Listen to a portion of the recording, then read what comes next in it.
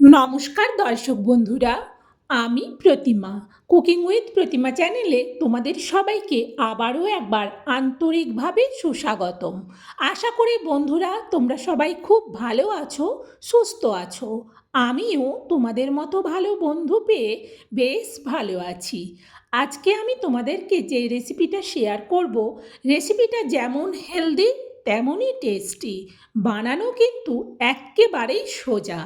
রেসিপিটা শুরু করার আগে যে সমস্ত বন্ধুরা আজকে প্রথম আমার এই ছোট্ট পরিবারে এসে আমার এই রেসিপিটা দেখছো, তোমরা আমার এই চ্যানেলটাকে সাপোর্ট করে আমার বন্ধু হয়ে আমার পাশে থেকো। আমার জানা রেসিপিগুলো তোমাদেরও ভালো লাগবে। আর যদি আমার রেসিপিটা তোমাদের ভালো লাগে তাহলে অবশ্যই একটা লাইক দিও। চলো তাহলে বন্ধুরা এবার আমরা রেসিপিটা শুরু করি। দেখো, আমি এখানে বেশ কিছুটা টাটকা কলমি শাক নিয়ে নিয়েছি। এই শাকগুলো আমি আগের থেকে একটু বেছে নিয়েছি। এর থেকে লাল পাতাগুলো আর যে পাতাগুলো খারাপ হয়ে গিয়েছিল সেগুলো বাদ দিয়ে দিয়েছি। এতে দেওয়ার জন্যে আমি এখানে 100 গ্রাম মুসুরের ডাল নিচ্ছি। এই কলমি শাক দিয়ে ডালটা আমি কিভাবে রান্না করি সেটা প্রথম থেকে পুরো রেসিপিটা দেখো, তোমাদের ভালো লাগবে। দেখো, ডালটাকে আমি একটু জলের মধ্যে ভিজিয়ে দিলাম। এই ডালটাকে ভিজিয়ে সাইডে রেখে দিয়ে এবার আমি এই কলমি শাকটাকে কেটে নেব। এই কলমি শাকটা যে আমি কাটবো তার এই যে বোখার দিকগুলো আছে, এই বোখার দিকগুলো একটু ঝিরিঝিরি করে কেটে নিতে হবে। আর পাতার দিকটা যদি একটু বড় বড় থাকে তাহলে কোনো অসুবিধে নেই। বন্ধুরা কেউ স্কিপ করে দিও না, তাহলে বুঝতেই পারবে না যে আমি এই কলমি শাকের রেসিপিটা টেস্টি কী করে বানালাম। আমি ঠিক যেভাবে বানাবো তোমরাও এইভাবে একদিন বানিও, দেখবে কতটা টেস্টি হয়। বাচ্চা থেকে বড় সবাই দেখবে আঙুল চেটে পুটে খেয়ে নেবে এই রেসিপিটা দিয়েই। দেখো, শাকগুলো আমার কাটা হয়ে গেছে। এইভাবে কেটে নেওয়ার পর আবারও আমি এর থেকে যেগুলো একটু বড় বড় থেকে গেছে সেই রকমগুলো দেখে আবারও ঠিক এইভাবে আরও একটু ঝিরিঝিরি করে কেটে দিচ্ছি। আমি এটা ছুরি দিয়ে কাটছি, তোমাদের যেটাতে সুবিধে হয় তোমরা সেই রকম জিনিস দিয়ে শাকটাকে যতটা পারবে একটু ঝিরিঝিরি করে কেটে নিও। দেখো, শাকগুলো আমার কাটা হয়ে গেছে। এবার এই শাকগুলোকে আবারও আমি ঝুড়ির মধ্যে তুলে নিচ্ছি। চলো শাকটাকে ভালো করে ধুয়ে নিয়ে ফিরে আসছি। দেখো, শাকটাকে বেশ ভালো করে ধুয়ে নিয়েছি, তলাতে একটা প্লেট দিয়ে রেখেছি কারণ এর থেকে এখনও জলটা ঝরছে। এবার এই মুসুরের ডালটাকে বেশ ভালো করে 3-4 বার জল পাল্টে ধুয়ে নিতে হবে। চলো তাহলে ডালটাকেও ধুয়ে নিয়ে ফিরে আসছি। দেখো, ডালটাকেও ধুয়ে নিয়েছি। এবার এবার রান্নাটা শুরু করব। কারণ শাকও কেটে ধুয়ে নিয়েছি আর মুসুরের ডালটাকেও ধুয়ে নিয়েছি। আমি আমার মতো পরিমাণে নিয়েছি, তোমরা তোমাদের মতো পরিমাণে নিও। দেখো, এবার আমি গ্যাস জেলে দিয়ে কড়া বসিয়ে দিয়ে তাতে দিয়ে দিচ্ছি ছোট বাটি ভর্তি করে 2 বাটি জল। এরপর আমি এতে দিয়ে দিচ্ছি ধুয়ে রাখা মুসুরের ডালগুলো। সব ডালটা দিয়ে দিলাম। এরপর এতে দিয়ে দিচ্ছি অল্প একটুখানি হলুদ। এবার এই ডালটা ফুটে ওঠার অপেক্ষা। দেখো, ডালটা আমার ফুটে গেছে, চামচ দিয়ে ভালো করে একটু নেড়ে দিলাম। এরপর এতে দিয়ে দেবো কেটে রাখা কলমি শাকগুলো। সব কলমি শাকগুলো একেবারেই দিয়ে দিলাম।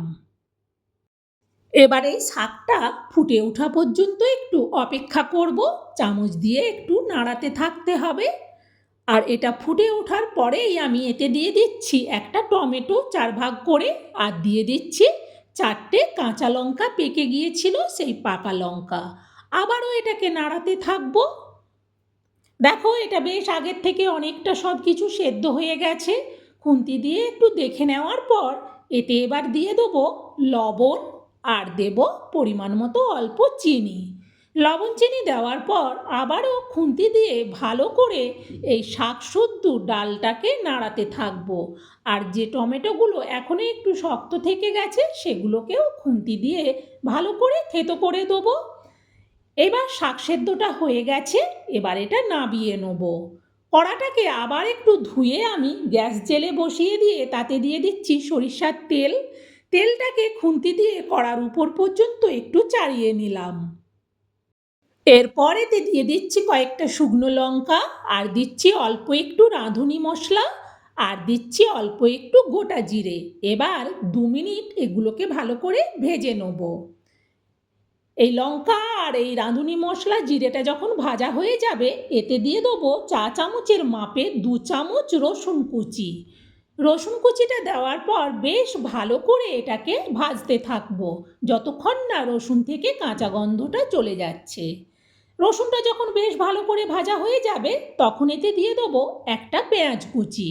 এবার এই পেঁয়াজটাকেও বেশ ভালো করে ভাজতে হবে।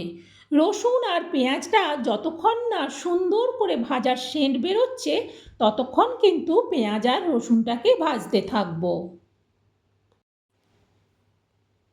পেঁয়াজ আর রসুনটা বেশ ভালো করে কিন্তু ভাজা হয়ে গেছে, বেশ সুন্দর একটা সেন্ট বেরোচ্ছে। এবার এতে দিয়ে দিচ্ছি আবার অল্প একটু হলুদ, আর দিচ্ছি অল্প শুকনো লঙ্কার গুঁড়ো। আবারও খুন্তি দিয়ে হলুদ আর লঙ্কা গুঁড়োটাকে একটু ভেজে নেব। এরপর আমি এতে দিয়ে দিচ্ছি 1/2 চামচ জিরে গুঁড়ো, আর দিচ্ছি 1/2 চামচ ধনে গুঁড়ো। ধনে আর জিরেটা দেওয়ার পর আবারও 2 মিনিট ভেজে নেব। এরপর এতে দিয়ে দিচ্ছি সেদ্ধ করা ডাল আর কলমি শাক। দেওয়ার পর খুন্তি দিয়ে ভালো করে উল্টে পাল্টে এটাকে নাড়তে থাকবো যতক্ষণ না মশলাটা ভালো করে পুরো কলমি শাক আর ডাল সেদ্ধর মধ্যে মিশে যাচ্ছে, ততক্ষণ এটাকে নাড়াতে থাকবো। আর এই রেসিপিটা কিন্তু একটু শুকনো শুকনো হবে। দেখো এটা হয়ে গেছে মেশানো, ঢেকে দিলাম। প্রায় আমি মিনিট 3-4 বাদে ঢাকনাটা সরাচ্ছি। কি সুন্দরভাবে তরকারিটা থেকে একটা সেন্ট বেরোচ্ছে। যখন তোমরা বানাবে তখন বুঝতে পারবে। তরকারিটাকে একটু ভালো করে খুন্তি দিয়ে আমি নেড়ে দেখে নিলাম। এরপর আমি এতে দিয়ে দেবো 1/2 চামচ ভাজা জিরে গুঁড়ো। প্লেন ভাজা জিরে গুঁড়োটা দিয়ে দিলাম। দেওয়ার পর খুন্তি দিয়ে ভালো করে জিরে গুঁড়োটাকে পুরো রেসিপিটার মধ্যে মিশিয়ে দিলাম। এইভাবে জিরে গুঁড়োটা ভালো করে যখন মেশানো হয়ে যাবে, তখন এটা আবারও ঢেকে দেবো। এবার কিন্তু গ্যাসটা একেবারে লোতে। প্রায় মিনিট 3-4 বাদে আবারও আমি ঢাকনাটা সরালাম। ঢাকনাটা সরানোর পর ভালো করে খুন্তি দিয়ে উল্টে পাল্টে নেড়ে দেখে নিলাম। এবার কিন্তু রেসিপিটা হয়ে গেছে। এবার এটা নামিয়ে নেব। বন্ধুরা, এই রেসিপিটা খেতে এত ভালো লাগে যে যখন তোমরা বানিয়ে খাবে তখন বিশ্বাস হবে, তার আগে হয়তো বিশ্বাস হবে না। দেখো নামিয়ে আমি এই কাঁচের বোলটার মধ্যে ঢেলে নিচ্ছি। বন্ধুরা, এইভাবে কলমি শাক দিয়ে মুসুর ডালের রেসিপিটা আমি যে বানিয়ে তোমাদেরকে দেখালাম, তোমাদের কেমন লাগলো সেটা অবশ্যই কমেন্টে জানিও।